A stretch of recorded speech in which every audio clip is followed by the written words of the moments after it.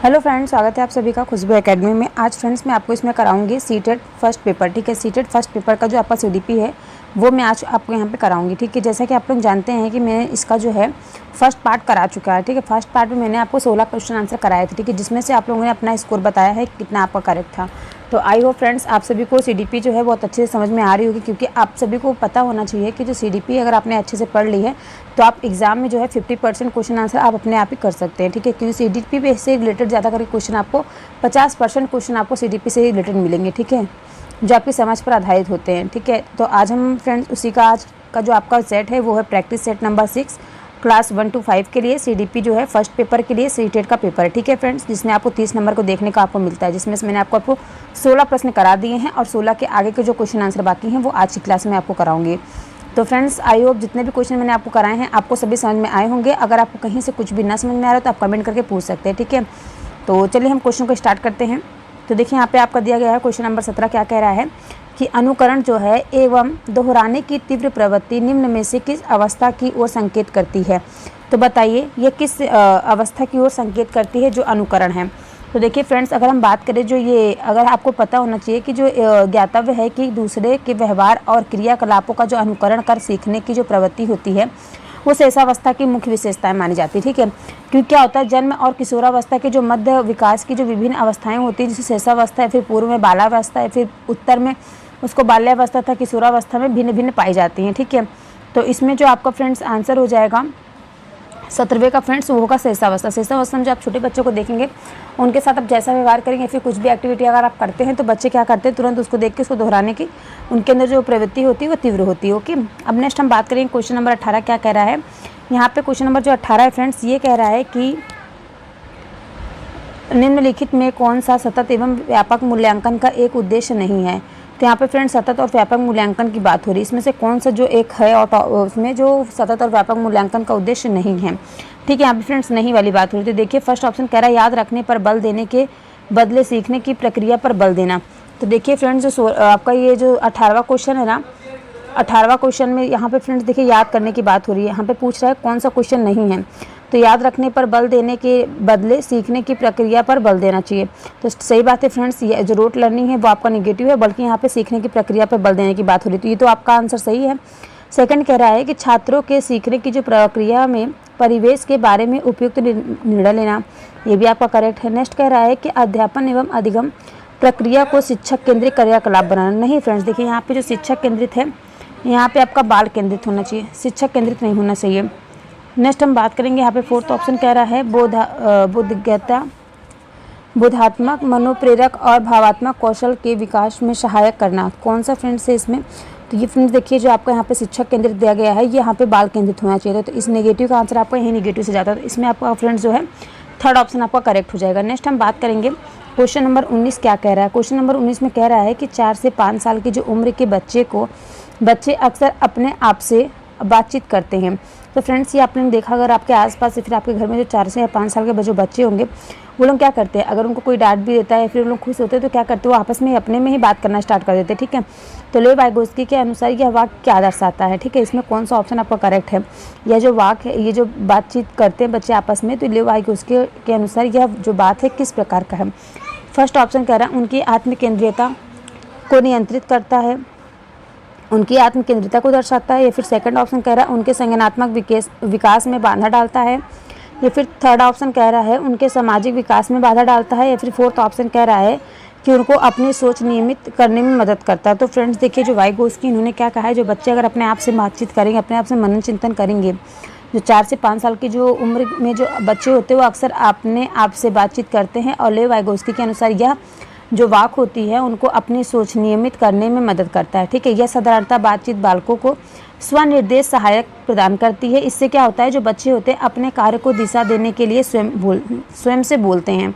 जैसे कि आप लोग देखे होंगे कार्य को दिशा देने के लिए बच्चे स्वयं से बोलते हैं, जैसे जैसे बच्चे बड़े होते जाते हैं वैसे क्या करेंगे उनकी यह आत्म बातचीत करने की जो प्रवृत्ति होती है वो क्या होती है परिवर्तन हो जाती है। ठीक है, आगे की जो अवस्था होती है उसमें क्या करना है चिंतन के रूप में परिलक्षित होती है। ठीक है, तो इसमें आपका फ्रेंड फोर्थ ऑप्शन करेक्ट हो जाएगा।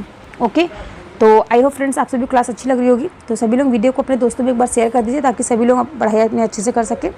और चैनल पे फ्रेंड्स जो लोग नए आए हो तो प्लीज़ वीडियो को चैनल को सब्सक्राइब करके और बेल आइकन प्रेस कर लीजिएगा, ठीक है, क्योंकि मैं आपके 7 जुलाई तक आपके एग्ज़ाम तक ही साथ में आपके रहूँगी। ओके, तो चलिए हम नेक्स्ट क्वेश्चन पर चलते हैं।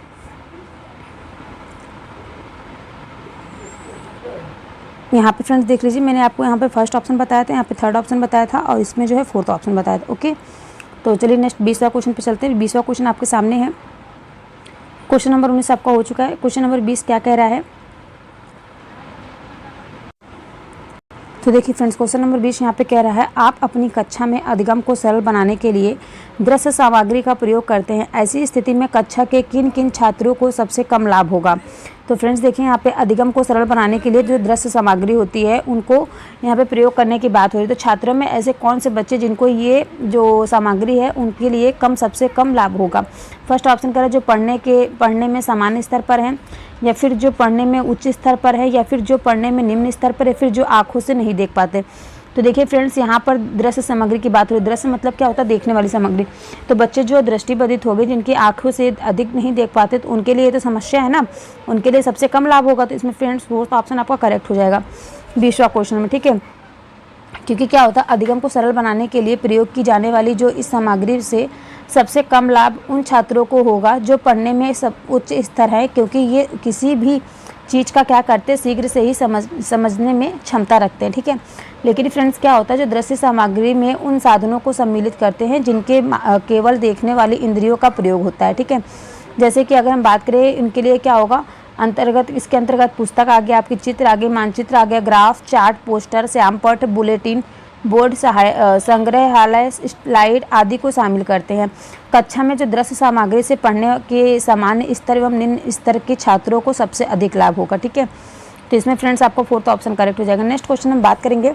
नेक्स्ट क्वेश्चन आपका दिख रहा है, क्वेश्चन नंबर 21 क्या कह रहा है कि निम्न में से कौन सा शिक्षण में सृजनात्मकता का पोषण करता है। फ्रेंड्स देखिए यहाँ पे क्रिएटिविटी की बात हो रही है, ठीक है, क्रिएटिविटी का यहाँ पे बात हो रही है। तो फर्स्ट ऑप्शन कह रहा है कि अच्छी शिक्षा के व्यवहारिक मूल्यों के लिए विद्यार्थी का शिक्षण, मतलब अच्छी शिक्षा के लिए क्या करें, जो व्यवहारिक मूल्यों के लिए विद्यार्थियों का शिक्षण जरूरी है। या फिर सेकंड ऑप्शन कह रहा है कि जो है प्रत्येक शिक्षार्थी की अंतर्जात प्रतिभाओं का पोषण करने एवं प्रश्न करने के अवसर उपलब्ध कराना। तो इसमें आपका सेकंड ऑप्शन करेक्ट लग रहा है। थर्ड ऑप्शन पढ़ते हैं, देखिए क्या कह रहा है। थर्ड ऑप्शन कह रहा है कि विद्यालय जीवन के प्रारंभ से उपलब्धियों के लक्ष्यों पर बल देना। नो फ्रेंड्स, किसी भी चीज़ पर बच्चों के ऊपर फोर्स नहीं करना है। नेक्स्ट देखिए कह रहा है परीक्षा में अच्छे अंकों के लिए विद्यार्थियों को कोचिंग कराना। ये भी आपका इनकरेक्ट है। और फर्स्ट ऑप्शन में भी देखिए फ्रेंड्स यहाँ पे क्या कह रहा है, फर्स्ट ऑप्शन में भी आपका कह रहा था कि व्यवहारिक मूल्यों के लिए विद्यार्थियों का शिक्षण। क्या फ्रेंड्स जो बच्चों को पढ़ाया जाता है व्यवहारिक मूल्यों के लिए पढ़ाया जाता है। नो, ये भी आपका अनकरेक्ट था। तो इसमें आपका सेकंड ऑप्शन करेक्ट हो जाएगा। नेक्स्ट हम बात करें क्वेश्चन नंबर 22 कह रहा है कि राष्ट्रीय शिक्षा नीति 2020। देखिए फ्रेंड्स जितना भी मैंने आपको अनसॉल्व करवाया है, जितने भी प्रैक्टिस सेट मैंने कराया, सब में फ्रेंड्स राष्ट्रीय शिक्षा नीति, लेव आइगोस्की, जीन पियाजे और वैन हिले, ठीक है, इन सब से हमेशा आपको क्वेश्चन आंसर देखने को मिला है, ठीक है। तो चलिए फ्रेंड्स लॉरेंस कोहलबर्ग के भी क्वेश्चन आंसर आपको देखने को मिले हैं। तो ये सभी जो फ्रेंड्स है काफ़ी इंपॉर्टेंट है, आप सभी लोग इनको अच्छे से पढ़ के जाइएगा एग्जाम में। तो देखिए राष्ट्रीय शिक्षा नीति 2020 में छात्रों की प्रगति के मूल्यांकन के लिए मानक निर्धारण निकाय के रूप में डैश नामक राष्ट्रीय आकलन केंद्र की स्थापना किए जाने का प्रावधान है। तो किसकी फ्रेंड्स नामक राष्ट्रीय आकलन की जो बना है स्थापना किए जाने की प्रावधान किया गया। फर्स्ट कह रहा है उड़ान, सेकंड कह रहा है परख, थर्ड ऑप्शन कह रहा है पंखा एंड फोर्थ ऑप्शन कह रहा है प्रगति। तो देखिए फ्रेंड्स यहाँ पे बात हो रही जो राष्ट्रीय शिक्षा नीति है 2020 में छात्रों की प्रगति के जो मूल्यांकन हेतु मानक निर्धारण किया गया है। क्या निर्धारण किया गया है फ्रेंड्स, मानक निर्धारण निकाय के रूप में परख नामक, ठीक है। क्या फ्रेंड्स इसमें जो आपका सेकंड ऑप्शन ये करेक्ट हो जाएगा, परख नामक, ठीक है। जो परख नामक नए राष्ट्रीय आकलन केंद्र की स्थापना किए जाने का प्रावधान किया गया है। साथ ही अगर हम बात करें जो छात्रों की प्रगति मूल्यांकन तथा छात्रों के अपने भविष्य से जुड़े जो इतने भी निर्णय लेने की सहायता प्रदान करता है, ठीक है, करने के हेतु कृत्रिम बुद्धिमत्ता आधारित सॉफ्टवेयर का प्रयोग किया जाएगा, ठीक है। तो इसमें फ्रेंड्स आपका सेकंड ऑप्शन करेक्ट हो जाएगा, परख की बात हुई है, ठीक है। तो चलिए नेक्स्ट क्वेश्चन पर चलते हैं। नेक्स्ट क्वेश्चन देखिए फ्रेंड्स यहाँ आपके सामने है। क्वेश्चन नंबर 23 कह रहा है कि एक बच्चा पहले अपने हाथ से बाल जैसी चीज़ें को पकड़ना सीखता है, उसके बाद चिमटी पकड़कर इस्तेमाल करके एक मटर उठाना सीखता है। तो बताइए यह उदाहरण जो है विकास के किस सिद्धांत को दर्शाता है, शीर्षगामी, समीप दूरदर्शी, सम्याधारण या फिर संरक्षण। तो ये फ्रेंड्स बताइए जो क्वेश्चन नंबर 23 है इसमें ये जो बच्चा कर रहा है ये कौन सी एक्टिविटी कर रहा है, ठीक है, ये किसको दर्शा रही है। तो देखिए फ्रेंड्स, जो एक बच्चे द्वारा जो पहले अपने हाथ में से क्या करेगा, बॉल जैसी चीज, बड़ी चीज़ को क्या करेगा, पकड़ना सीखता है। उसके बाद क्या करेगा, वह जो चिमटी होती है, चिमटी का पकड़कर प्रयोग करके मटर उठाना सीखता है, ठीक है। यह उदाहरण जो है फ्रेंड्स वो समीप दूरमुखी सिद्धांत को दर्शाता है। तो इसमें आप सेकंड ऑप्शन आपका करेक्ट हो जाएगा। नेक्स्ट हम बात करें क्वेश्चन नंबर 24, जो कह रहा है कि निम्नलिखित में से कौन सा कथन सही नहीं है। तो यहाँ पे फ्रेंड्स देखिए, पहले पढ़ लेगा, ये क्वेश्चन काफ़ी ज़्यादा बच्चों को फंसाता है, नहीं है, ठीक है। यहाँ पे निगेटिव क्वेश्चन पूछा गया। तो फर्स्ट ऑप्शन कह रहा है विकास जो है क्रमबद्ध व व्यवस्थित होता है, ठीक है। क्या कह रहा है, विकास जो है क्रमबद्ध और व्यवस्थित होता है। सेकंड कह रहा है विकास केवल अनुवांशिकता से प्रभावित होता है। नो फ्रेंड्स, डेवलपमेंट जो है आपका अनुवांशिकता पर्यावरण दोनों से संबंधित होता है। तो यहाँ पे आपका सेकंड ऑप्शन नहीं से जाएगा। थर्ड ऑप्शन कह रहा है कि विकास के सभी क्षेत्र एक दूसरे से निर्भर होते हैं, करेक्ट है। फोर्थ ऑप्शन कह रहा है विकास की जो गति है वो व्यक्तिगत होती है। तो इसमें आपको फोर्थ ऑप्शन जो है, ये तीनों ऑप्शन आपके करेक्ट दिखाई दे रहे हैं। अनकरेक्ट का आंसर अनकरेक्ट से जाएगा, आपका तीसरा ऑप्शन इसमें हो जाएगा। ओके, तो चलिए नेक्स्ट क्वेश्चन पर चलते हैं। आई होप आपको यहाँ तक के क्वेश्चन आंसर सभी समझ में आ रहे होंगे, अच्छा लग रहा होगा क्लास। नेक्स्ट क्वेश्चन देखिए फ्रेंड्स, यहाँ पे है, नेक्स्ट देखिए फ्रेंड्स आपके सामने क्वेश्चन है। क्वेश्चन नंबर 25 कह रहा है कि लॉरेंस कोहलबर्ग द्वारा प्रतिपादित नीति विकास के किस स्तर पर व्यक्ति यह तर्क करते हैं कि मानवाधिकार व न्याय सबसे जरूरी है, भले ही वह सामाजिक कानून के खिलाफ हो। तो फर्स्ट ऑप्शन कह रहा है कि आज्ञा पालन एवं दंड अभिविन्यास। सेकंड ऑप्शन कह रहा है अच्छा लड़का फिर अच्छी लड़की अभिविन्यास। थर्ड ऑप्शन कह रहा है अधिकारिता एवं सामाजिक क्रम व्यवस्था अभिविन्यास। या फिर फोर्थ ऑप्शन कह रहा है सार्वभौमिक नैतिक सिद्धांत अभिविन्यास। तो इसमें कौन सा ऑप्शन आपका करेक्ट रहेगा। तो देखिए फ्रेंड्स, जो लॉरेंस कोहलबर्ग है ना, तो जो लॉरेंस कोहलबर्ग है फ्रेंड्स, इनके द्वारा जो प्रतिपादित नैतिक विकास के सार्वभौमिक नैतिक सिद्धांत अभिविन्यास स्तर पर व्यक्ति यह तर्क देता है कि जो मानवाधिकार व न्याय सबसे जरूरी होता है, ठीक है। मानवाधिकार का जो क्या होता है आपका, मानवाधिकार व न्याय सबसे जरूरी होता है, भले ही वह सामाजिक कानून के खिलाफ हो। यह कोहलबर्ग के नैतिक सिद्धांत की सबसे ऊंची और छठी अवस्था है। इस अवस्था में व्यक्ति सार्वभौमिक मानव अधिकार पर आधारित नैतिक मानदंड बनाता है, ठीक है। जिससे क्या होगा, जब कोई भी व्यक्ति आत्मा की आवाज़ के द्वंद्व के बीच फंसा रहता है, ठीक है, अपने अंतरात्मा की आवाज़ के अंदर क्या होता है, फंसा रहता है, तो वह व्यक्ति यह तर्क करता है कि जो उसके अंतरात्मा की आवाज़ के साथ चलना चाहिए, चाहे वह निर्णय जोखिम भरा ही क्यों ना हो। तो जैसे फ्रेंड्स आपने कहानी सुनी होगी, जो लॉरेंस कोहलबर्ग ने जो कहानी बताई थी, अपने कहानी में मतलब व्यक्त करने के लिए जो उन्होंने कहानी बताई थी, उसमें इन्होंने क्या बताया था कि एक व्यक्ति होता है, वो उसकी बीवी बीमार होती है, तो क्या करता है, वो घड़ी को चुराने के बारे में सोचता है। फिर सोचता है अगर मैं घड़ी को चुराऊंगा तो क्या होगा, वो उसको पुलिस उठा ले जाएगी। अगर वो सोचता है वो घड़ी नहीं चुराएगा और नहीं बेचेगा तो क्या होगा, उसकी बीवी मर जाएगी, ठीक है। तो उसी नैतिक दुविधा के बीच में फंसा रहता है। तो इसको क्या कहेंगे, सार्वभौमिक नैतिक सिद्धांत अभिविन्यास, ठीक है। तो चलिए क्वेश्चन नंबर 26 पे चलते हैं। क्वेश्चन नंबर 26 क्या कह रहा है, तो देखिए क्वेश्चन नंबर 26 है, फर्स्ट यहाँ पे दिया गया सुमेल करने को सृजनशील बालक जो है, इसका कौन सा ऑप्शन होगा। तो नेक्स्ट सृजनशील बालक पूछा गया है। सेकंड दिया गया प्रतिभाशाली बालक। थर्ड दिया गया मंद बुद्धि बालक एंड फोर्थ दिया गया है पिछड़ा बालक। तो देखिए फ्रेंड्स, सबसे पहले मैं आपको बता दूं सृजनशील बालक क्या होते हैं। सृजनशील बालक के बारे में तो देखिए, सृजनशील बालक होते हैं मौलिक चिंतन की मौलिक चिंतन होती है, इसकी प्रवृत्ति पाई जाती है इनमें। और इन बालकों में जो मौलिकता के तत्व पाए जाते हैं तथा इनका जो दृष्टिकोण होता है वो सामान्य बालकों से अलग होता है, ठीक है। क्या इनके अंदर पाया जाता है, मौलिक चिंतन पाया जाता है, ठीक है। पहले का आंसर आपका पहला ऑप्शन करेक्ट हो जाएगा। नेक्स्ट हम बात करेंगे सेकंड, प्रतिभाशाली बालक कैसे होते हैं। तो प्रतिभाशाली जो बालक होते हैं उनकी जो श्रेणी में ऐसे बालक आते हैं जो अपनी श्रेष्ठ क्षमता अर्थात सामान्य ज्ञान की श्रेष्ठता एवं क्रियात्मक योग्यता के बल पर शैक्षिक उपलब्धियों में विद्यालय स्तर पर उच्च स्तर प्राप्त करते हैं, ठीक है। अपनी जो उपलब्धियां हैं, अपने शैक्षिक बल की उपलब्धियों पर क्या करते हैं, उच्च स्थान प्राप्त करते हैं। तो इसमें आपका जो फ्रेंड्स ऑप्शन हो जाएगा सामान्य ज्ञान श्रेष्ठता इनके अंदर होती है ना, ठीक, जो प्रतिभाशील बालक होते हैं। तो इसमें आपका सेकंड ऑप्शन यहाँ पे पहला आपका हो जाएगा, ठीक है। एक सेकंड फ्रेंड्स, ठीक है, यहाँ पे आपका पहला हो जाएगा, ये आपका तीसरा जो है दूसरा हो जाएगा। अब हम बात करते हैं मंद बुद्धि बालक कैसे होते हैं। देखिए फ्रेंड्स, जो मंद बुद्धि बालक होते हैं ना, वे ऐसे बालक होते हैं जिनकी जो बुद्धि होती है इतनी कम विकसित होती है कि वे उनकी जो मानसिक क्षमताएं अधिगम की मंद गति कम विकसित होती है, ठीक है। अधिगम क्या होता है, उनकी मंद गति होती है। तो थर्ड ऑप्शन आपका यहाँ पे हो जाएगा एंड आपके बचे क्या आंसर फोर्थ ऑप्शन, ठीक है, पिछड़ा बालक। पिछड़ा बालक को मैं आपको बता दूं पिछड़े बालक कैसे होते हैं। पिछड़े बालकों की जो श्रेणी होती है फ्रेंड्स, ऐसे छात्र उसमें आते हैं जो अपनी आयु वर्ग के अन्य छात्रों की अपेक्षा बहुत कम शैक्षिक उपलब्धियां प्राप्त करते हैं तथा समाज में क्या काम करते हैं, विरोधी कार्यों की प्रवृत्ति वाले होते हैं। ठीक है, तो विरोधी कार्य की प्रवृत्ति, यहाँ आपका चौथा का चौथा सही हो गया और दूसरे का आंसर इधर, दूसरा इधर, तीसरा इधर, पहला आपका पहले में गया। ठीक है, तो आई होप फ्रेंड्स आप सभी को क्लास अच्छी लग रही होगी, समझ में आया आप सभी को। क्वेश्चन नंबर 26 थोड़ा हार्ड था, लेकिन आप आई होप आप लोगों को अच्छा लगा होगा। तो चलिए देखते हैं पहला, तीसरा, दूसरा, चौथा। ठीक है, किसमें आपका दिखाई दे रहा है पहला, तीसरा, दूसरा, चौथा, पहला, तीसरा, दूसरा, चौथा। ये देखिए फ्रेंड्स आंसर आपका, सॉरी फ्रेंड्स एक मिनट, आंसर आपका यहाँ पे सेकंड वाला करेक्ट हो जाएगा। नेक्स्ट क्वेश्चन देखिए, क्वेश्चन नंबर 27 क्या कह रहा है। ये कह रहा है कि अनुभवजन्य अधिगम सिद्धांत की शैक्षिक उपयोगिता निम्नलिखित में से कौन से हो सकती है।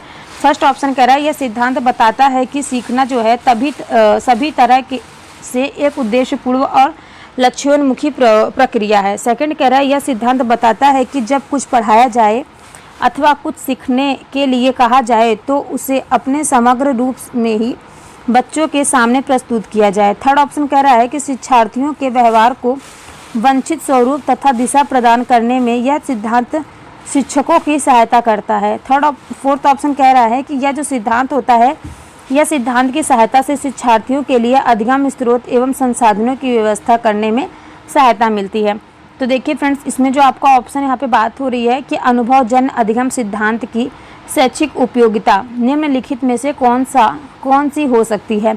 तो फ्रेंड्स इसमें आपका चौथा ऑप्शन करेक्ट होगा, क्योंकि यहाँ पे जो बात हो रही है इस सिद्धांत की सहायता से क्या होगा, शिक्षार्थियों के लिए अधिगम स्रोतों एवं संसाधनों की व्यवस्था करने में सहायता मिलती है। ठीक है, तो चलिए नेक्स्ट क्वेश्चन पे चलते हैं हम लोग। नेक्स्ट क्वेश्चन देखिए आपके सामने दिया गया, क्वेश्चन नंबर 28 कह रहा है कि समावेशी शिक्षा देश को शामिल कर अपने उद्देश्यों को प्राप्त करती है। तो फ्रेंड्स देखिए फर्स्ट ऑप्शन कह रहा है केवल प्रतिभाशाली शिक्षार्थियों को, केवल अधिगम अक्षम शिक्षार्थियों को, या फिर थर्ड ऑप्शन कह रहा है केवल सामान्य शिक्षार्थियों को, या फिर फोर्थ ऑप्शन कह रहा है सामान्य एवं अधिगम अक्षम शिक्षार्थियों को। तो इसमें कौन सा ऑप्शन आपका करेक्ट रहेगा। तो देखिए फ्रेंड्स यहाँ पे जो 28वां क्वेश्चन में है, यहाँ पे बात हो रही है समावेशी शिक्षा की। समावेशी शिक्षा में क्या होता है फ्रेंड्स, सभी बच्चों को क्या होता है एक साथ बैठाकर उसको शिक्षा दीक्षा दी जाती है, तो सामान्य एवं अधिगम अक्षम शिक्षार्थियों को। तो इसमें आपका फोर्थ ऑप्शन करेक्ट हो जाएगा। ठीक है, मैं आपको देखिए समावेशी शिक्षा के बारे में बता दूं। समावेशी शिक्षा क्या होती है, समावेशी शिक्षा सामान्य एवं अधिगम अक्षम को शामिल करने एवं अपने उद्देश्यों को प्राप्त करती है। समावेशी शिक्षा का तात्पर्य होता है समाज के सभी वर्गों के जो बच्चे होते हैं उनको एक समान शिक्षा उपलब्ध कराई जाए। ठीक है, जिससे क्या हो, सभी बच्चों में क्या एक प्रकार एक समान संस्कृति का एक साथ मिलकर वो आगे बढ़ें और अपने उनको हर एक प्रकार के अवसर प्राप्त हो। ठीक है, तो इसमें आपको फोर्थ ऑप्शन करेक्ट हो जाएगा। नेक्स्ट क्वेश्चन पे हम लोग चलते हैं। नेक्स्ट क्वेश्चन आपका कह रहा है क्वेश्चन नंबर 29, लिखने चलने टहलने बोलने की अक्षमता होती है। तो फ्रेंड्स देखिए यहाँ पे 4 अक्षमता पूछ दी गई है ना, 4 अधिगम अक्षमता पूछ दी है, तो कौन सी होती है, अधिगम अक्षमता कौन सी होती है। देखिए फ्रेंड्स अगर हम बात करें जो अप्रेक्सिया है ना, अप्रेक्सिया, तो फर्स्ट ऑप्शन दिया गया आपका अप्रेक्सिया, सेकंड डिस्फेजिया, थर्ड दिया गया डिस्ग्राफिया एंड फोर्थ दिया गया अफेजिया। तो देखिए फ्रेंड्स यहाँ पे जो बात हो रही है अप्रेक्सिया है, जो अप्रेक्सिया ऐसा शारीरिक विकार होता है जिसके कारण क्या होता है, व्यक्ति मांसपेशियों के संचालन से संबंध सूक्ष्म गति कौशल, मतलब जैसे लिखने चलने टहलने बोलने में निपुण नहीं हो पाता। तो यह क्या कहती है, मस्तिष्क के सेरेब्रम में क्षति के कारण होते हैं। ठीक है, अप्रेक्सिया। तो ये आपका फर्स्ट ऑप्शन करेक्ट हो जाएगा। ठीक है, नेक्स्ट हम बात करेंगे क्वेश्चन नंबर आपका 30 कह रहा है राष्ट्रीय पाठ्यचर्या की रूपरेखा 2005 का दस्तावेज किस मूल्य पर शिक्षा का उद्देश्य निर्देशित करता है। फर्स्ट ऑप्शन कह रहा है सामाजिक न्याय एवं स्वतंत्रता, सेकंड कह रहा है आर्थिक न्याय एवं समानता, थर्ड ऑप्शन कह रहा है सामाजिक न्याय एवं समानता, फिर फोर्थ ऑप्शन आपका कह रहा है राजनीतिक न्याय एवं स्वतंत्रता। तो देखिए फ्रेंड्स यहाँ पे बात हो रही है राष्ट्रीय पाठ्यचर्या की रूपरेखा 2005। तो इसमें क्या होता है, इसका उदाहरण जो है रविंद्रनाथ टैगोर के निबंध सभ्यता और प्रगति से प्राप्त हुआ है, जिसमें उन्होंने बताया है कि सृजनात्मक और उदार आनंद बचपन की कुंजी है। क्या है फ्रेंड्स, सृजनात्मक और उदार आनंद जो है वो बचपन की कुंजी होती है और नासमझ वयस्क संसार द्वारा उनकी विकृति का खतरा है। सामाजिक न्याय एवं समानता के संवैधानिक मूल्यों पर अधिकारित एवं कर्म निरपेक्ष समता मूलक और जो बहुलता मूलक की बात की गई है उसमें समाज के आदर्श से प्रेरणा लेते हुए इस दस्तावेज में शिक्षा के उद्देश्यों को शामिल किया गया है। ठीक है, तो इसमें फ्रेंड्स जो आपका थर्ड ऑप्शन करेक्ट हो जाएगा, सामाजिक न्याय एवं समानता का अधिकार। ठीक है, तो इसमें आपका थर्ड ऑप्शन करेक्ट है। आई होप फ्रेंड्स आप सभी क्लास अच्छी लगी होगी। तो फ्रेंड्स नेक्स्ट की क्लास जो आपकी है वो मैं आपको प्रैक्टिस नंबर 6 की ईवीएस की क्लास कराऊंगी। ठीक है, तो आई होप फ्रेंड्स यहाँ तक कि आप सभी क्लास अच्छी लगी होगी। तो चलिए हम नेक्स्ट क्लास में आप सभी से मिलते हैं, तब तक के लिए गुड बाय। अपना स्कोर जरूर कमेंट करके बताइएगा और ये भी बताइएगा कि अभी तक आपका कौन सा सब्जेक्ट अच्छे से तैयार नहीं है, कौन सा सब्जेक्ट आपको वीक लग रहा है। ठीक है, और आप लोग ने अगर PYQ लगा रहे हैं तो आपका कितना स्कोर आ रहा है वो भी बताइएगा। ठीक है।